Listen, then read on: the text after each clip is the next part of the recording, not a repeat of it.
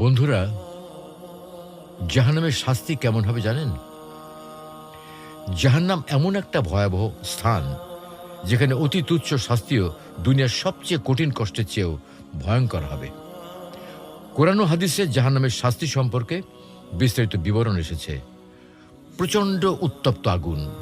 আল্লাহ বলেন, জাহান্নামের আগুন খুবই ভয়ঙ্কর, তা মানুষের চামড়া ঝলসে দেবে।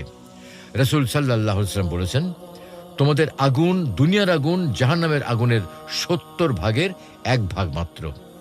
জাহান্নামীদের তৃষ্ণার্ত করে রাখা হবে, কিন্তু তাদের পান করার জন্য দেয়া হবে খুবই গরম পানি, যা তাদের অন্ত্র নাড়িভুড়ি টুকরো টুকরো করে ফেলবে। তাদের পান করানো হবে গলে যাওয়া ধাতব পদার্থ ও পুঁজ, যা গিলে ফেলার মতো হবে না, বরং তারা চরম কষ্টের মধ্যে থাকবে। জাহান্নামীদের ক্ষুধার্ত রাখা হবে, কিন্তু তাদের খাবার দেয়া হবে জাক্কুম গাছের ফল, যা এতই বিষাক্ত হবে যা পেটে পৌঁছানোর সঙ্গে সঙ্গে শরীরের সমস্ত অঙ্গ প্রত্যঙ্গ ছিন্ন ভিন্ন হয়ে যাবে। জাহান্নামীদের পোশাক হবে গলিত তামা ও আগুনের তৈরি। তাদের হাত পা লোহার শেকড়ে বেঁধে ফেলা হবে এবং আগুনের মধ্যে টেনে নিয়ে যাওয়া হবে। চেহারা পুড়িয়ে দেওয়া হবে।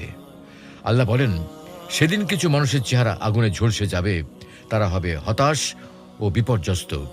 রাসূল সাল্লাল্লাহু আলাইহি ওয়াসাল্লাম বলেছেন, জাহান্নামের আগুন এত তীব্র হবে যে একবার চেহারা স্পর্শ করলে মাংস গলে যাবে এবং দাঁত বেরিয়ে যাবে। সবচেয়ে হালকা শাস্তি হবে কেমন? তা হলো আবু তালিব, নবী সাল্লাল্লাহু আলাইহি ওয়াসাল্লামের চাচা, যিনি ঈমান আনেননি, এর জন্য সবচেয়ে হালকা শাস্তি নির্ধারিত হবে। তার পায়ের নিচে অগ্নির টুকরা রাখা হবে, যা এত উত্তপ্ত হবে যা থেকে তার মস্তিষ্ক পর্যন্ত ফুটতে থাকবে। জাহান্নামীরা কখনো মরবে না, বাঁচবেও না। জাহান্নামের শাস্তি হবে চিরস্থায়ী। তারা বারবার অনুরোধ করবে যেন তাদের মেরে ফেলা হয়, কিন্তু তাদের মৃত্যু আসবে না, বরং অনন্তকাল ধরে কষ্ট সহ্য করতে হবে। কিভাবে বাঁচা যাবে?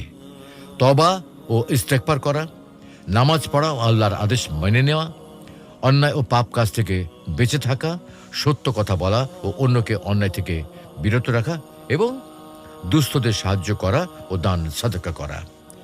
জাহান্নাম এমনই এক ভয়াবহ স্থান যেখানে এক মুহূর্তের শাস্তিও সহ্য করা অসম্ভব।